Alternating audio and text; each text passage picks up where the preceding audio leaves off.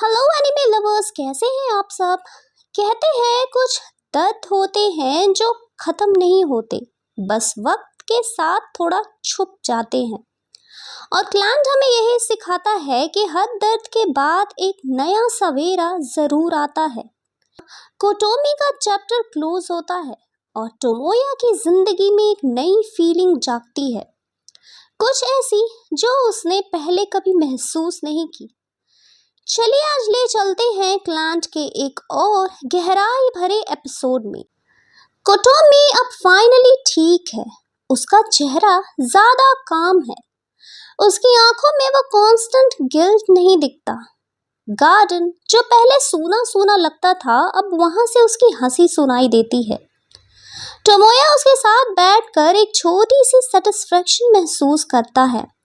उसने किसी की जिंदगी में रोशनी वापस लाई है, लेकिन उसके अपने दिल में भी कुछ बदलने लगा है। कोटोमी अब बैकग्राउंड में चली जाती है, उसकी कहानी कंप्लीट हो गई, लेकिन टोमोया की कहानी अभी भी लिखी जा रही है। अब स्पॉटलाइट में वापस आती है नगीसा फुरुकावा। टोमोया नोटिस करता है कि नगीसा कुछ ज्यादा ही थकी थकी सी रहती है।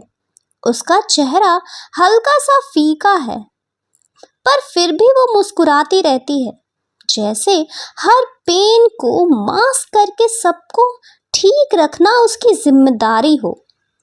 वो अपना ड्रामा क्लब रिवाइव करना चाहती है, लेकिन अब तक किसी ने ज्वाइन नहीं किया। फिर भी उसका डिटर्मिनेशन कम नहीं होता। टोमोया उसे देखकर सोचता है, नगीसा सबके लिए इतनी मेहनत करती है, पर अपने लिए कब सोचेगी। उसका दिल उस तरफ खींचने लगता है, पर उससे अभी खुद अपने फीलिंग्स का मतलब समझना बाकी है।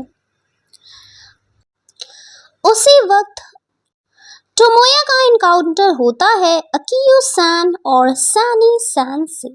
नगीसा के पेरेंट्स दोनों काफी फनी और ड्रामेटिक होते हैं, लेकिन उनका प्यार और कंसर्न नगीसा के लिए सच्चा होता है। टोमोया उनके साथ टाइम बिताता है और हर मोमेंट के बाद नगीसा के लिए उसका कनेक्शन थोड़ा और गहरा हो जाता है। उससे लगता है ये फैमिली, इस घर की वार्मथ कुछ ज्यादा ही अपना सा लगता है। फिर आता है एक इमोशनल मोमेंट जब नगीसा स्कूल के स्टेज के सामने खड़ी होती है। वो खुद से क्वाइटली कहती है, मैं सच में ये प्ले करना चाहती हूँ, चाहे कोई भी कुछ क्यों ना कहे, मैं फिर भी परफॉर्म करूँगी। टोमोया पीछे से ये सुन लेता है और बिना कुछ कहे बस उसके साथ खड़ा हो जाता है।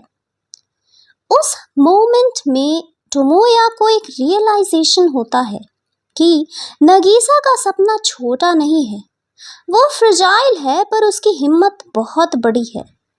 और उस मोमेंट से शायद उसका दिल उसके लिए धड़कना शुरू कर देता है। कभी कभी किसी और को देखकर समझते हैं कि असली हिम्मत क्या होती है। नगीसा के लिए ड्रामा क्लब एक सपना था, पर उस सपने के पीछे छुपी थी उसकी आइडेंटिटी, उसका पैशन और उसकी एक छोटी सी दुनिया।